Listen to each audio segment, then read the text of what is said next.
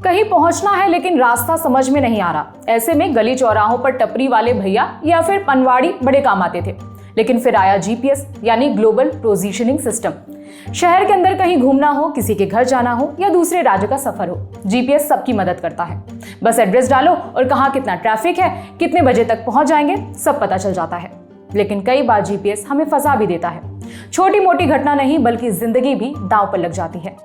अपनी स्क्रीन पर जो आधा अधूरा बना पुल देख रहे हैं, वहां एक कार एक्सीडेंट हुआ है। हादसे में 3 लोगों ने अपनी जिंदगी गंवा दी। घटना उत्तर प्रदेश के बरेली की है।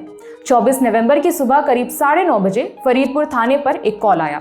खबर दी गई कि खलरपुर गांव में रामगंगा नदी के बीच एक गाड़ी गिरकर क्षतिग्रस्त हो गई है। कॉल आते ही फरीदपुर पुलिस और बदायूं जिले के दातागंज थाने की पुलिस मौके पर पहुंची।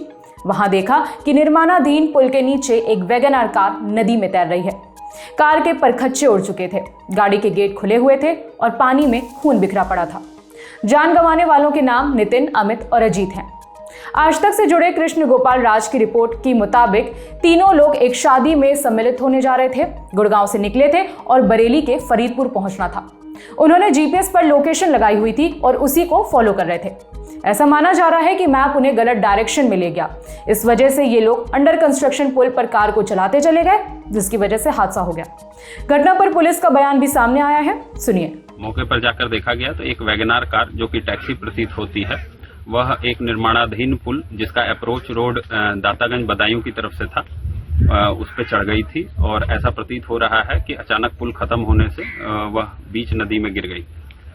वहां मौके से 3 लोगों के शव निकाले गए, जिनकी मौके पर ही मृत्यु हो जाना प्रतीत हो रहा है।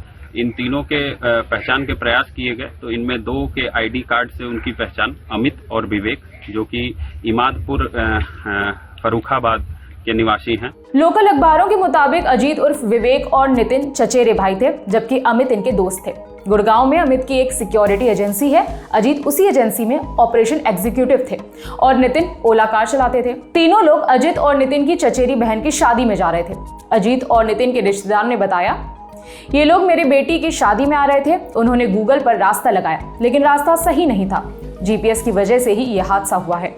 जीपीएस ना होता तो ये लोग रास्ता पता ही ना कर पाते। ये लोग गुड़गांव से आ रहे थे। अजीत और नितिन के एक और रिश्तेदार ने जानकारी दी। उन्होंने घटना का जिम्मेदार प्रशासन को बताया है। उन्होंने कहा, ये प्रशासन की इतनी बड़ी लापरवाही है। ये जघन्य अपराध जो हुआ है उनकी गलती की वजह से हुआ है। सारा दोष पीडब्ल्यूडी के अधिकारियों का है। डीएम साहब से मेरी एक रिक्वेस्ट है, गुनाहगारों के ऊपर एक्शन लिया जाए। जो घटना हमारे साथ हुई है किसी और के साथ नहीं होनी चाहिए। हमारे जो बच्चे चले गए वो बहुत होनहार थे, अच्छा पैसा कमा रहे थे। उनके खुद के भी छोटे छोटे बच्चे हैं। घटना बहुत दुखद है। बताया जा रहा है कि ये पुल 1.25 साल से ऐसे ही अधूरा बना पड़ा है। पहले एक दीवार बनाई गई थी, लेकिन वो टूट चुकी है। इसके बाद वार्निंग का कोई बोर्ड भी नहीं लगाया गया और ना ही कोई ठोस एक्शन लिया गया। देश की बड़ी विडंबना है कि जब तक किसी की जान नहीं जाती, प्रशासन और सरकार की नींद नहीं खुलती। एक दुर्घटना होती है, उस पर 4 दिन काम होता है, फिर सरकारें दोबारा अपनी नींद में चली जाती हैं। फिर चाहे गड्ढे में किसी के बच्चे की गिरकर मौत हो जाए या फिर बेतरतीब बने पुल से गाड़ी गिर जाए। खैर, इसके अलावा हमें भी थोड़ा सतर्क रहने की जरूरत है। जीपीएस जैसी टेक्नोलॉजी की मदद लीजिए, भरपूर लीजिए, लेकिन बहुत सावधानी के साथ। इस खबर में इतना ही। मेरा नाम है विभावरी। देखते रहिए दी ललन टॉप। शुक्रिया।